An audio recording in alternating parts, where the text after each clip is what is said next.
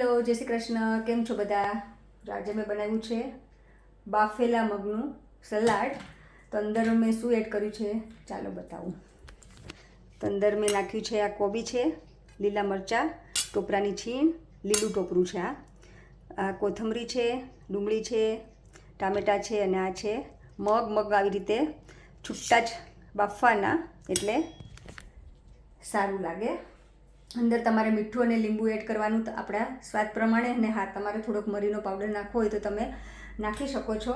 જો તમને ગરમ મગમાં ભાવતું હોય તો ગરમ મગ, કારણ કે અત્યારે શિયાળો છે તો ગરમ મગ સાથે પણ આવું બધું મિક્સ કરેલું મજા આવે. અંદર બીજા તમારે કોઈ વેજીટેબલ્સ એડ કરવા હોય તો તમે નાખી શકો છો, જેમ કે ગાજર છે, બીટ છે, કાકડી છે, પેપર છે. તમારે જે એડ કરવું હોય તમે કરી શકો.